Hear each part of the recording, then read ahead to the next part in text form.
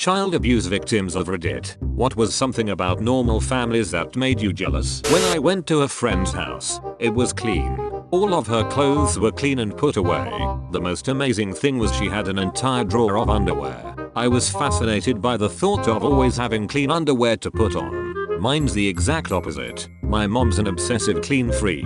Super OCD level. Even as very young kids, our rooms had to be picture perfect. Every minute. Nothing could be out of place or on the floor or wrinkled or a little dusty. A single book sitting on my bed would get a long, bitter, enraged rant about how messy and lazy I was. First time I went over a friend's house and saw how casually cluttered a room was, I was shocked. First time I babysat for a neighbor and the kids had all their toys scattered over the floor. I made the mistake of mentioning it to my mom when she started on me again about my messy room. I had homework papers on my dresser. I ended up grounded for a week and had to stay inside helping mom clean the house while my friends were all out playing.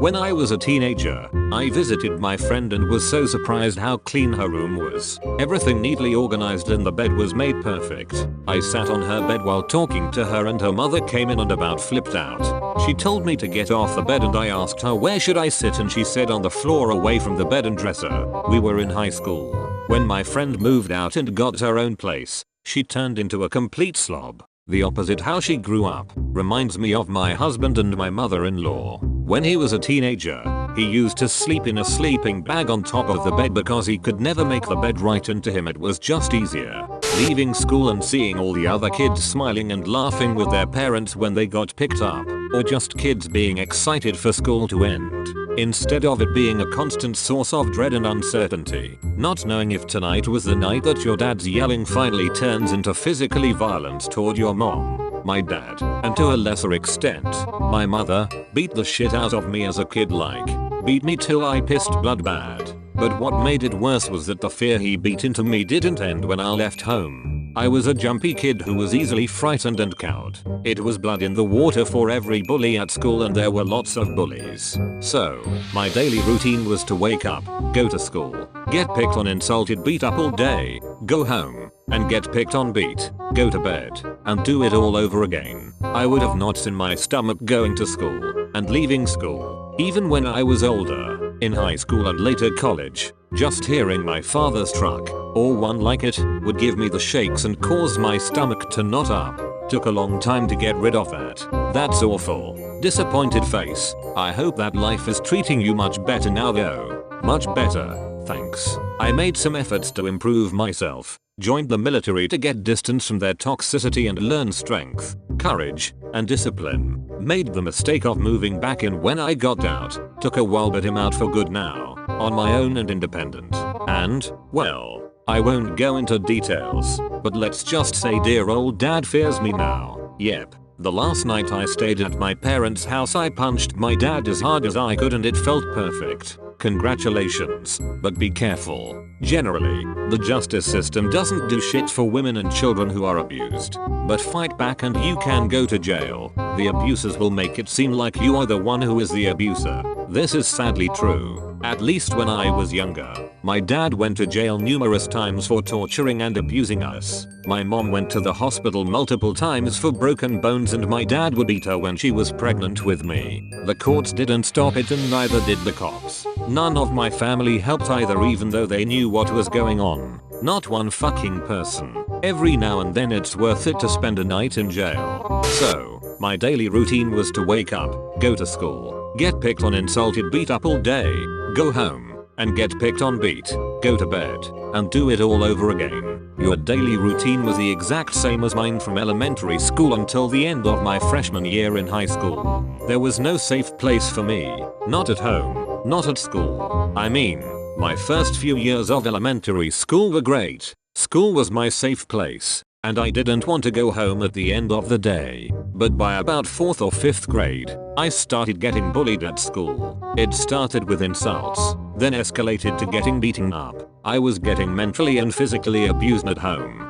and I swear the other kids could sense that. Kids can spot a victim, and that made me pray to them, so school went from being my safe place to just another place I'd get beaten up. and insulted, and excluded. I'd wake up in the morning, usually get insulted, screamed at, called names, or physically assaulted by one of my parents before or during breakfast. Go to school and get insulted and physically assaulted by my classmates all day. Then go home and get the same from my parents, most often my dad, all over again. The worst beatings were in the evening for some reason. When my dad would come home from work, there was no break from it. I couldn't escape anywhere. And then my parents were shocked and furious when I attempted suicide at age 13. I'm so sorry you experienced the same thing.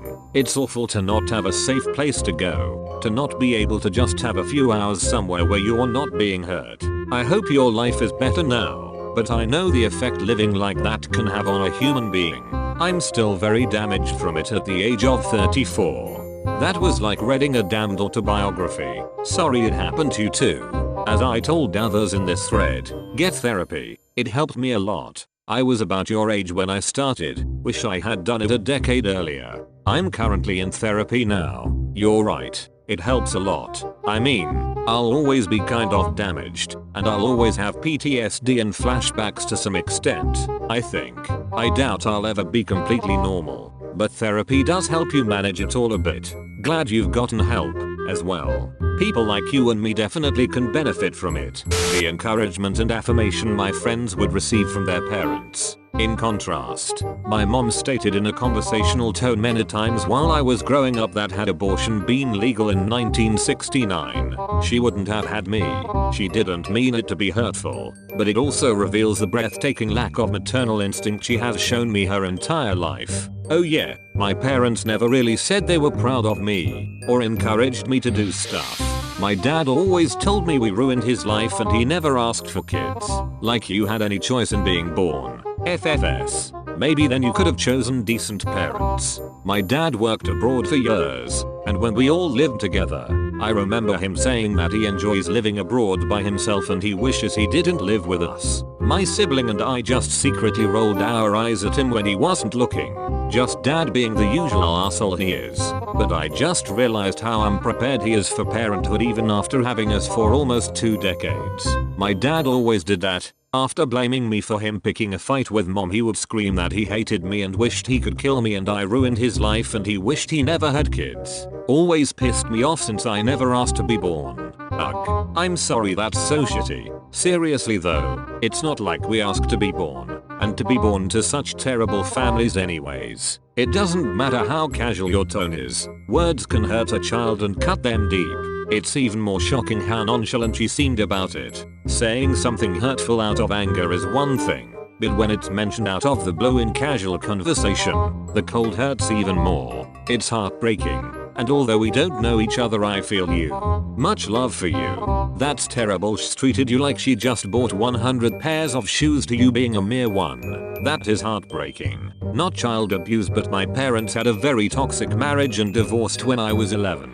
I've always felt jealous of families that went on vacations, had parties and inside jokes. I still feel jealous about it. My mom always thought she was the cool mom because she told me I could do whatever I wanted. A complete lie BTW. And because she dressed hip and listens to grunge, Pearl Jam on repeat, and a creepy obsession with Eddie Vedder. I was always jealous of my friend's real cool mom who parented her, was there for her, laughed and joked around with her without getting hurt feelings. Like fuck, I never fucking wanted a cool mom, I just wanted a mom that they could resolve their issues without resorting to violence and still say that they love each other at the end of the day, without the incident being brought up later on during an argument. Oh, that latter half hits home. Totally, I felt it. Yeah, seeing families just talk about their issues, or even have a fight that doesn't involve everyone crying and feeling betrayed, mind-blowing. Sad but heartened to see that we share this in common. Christmas carries horrid memories from the whole family losing their shit and me, a kid, in the middle of them all begging for them to stop. My mom threw the tree off our back porch because I wasn't grateful enough. Damn.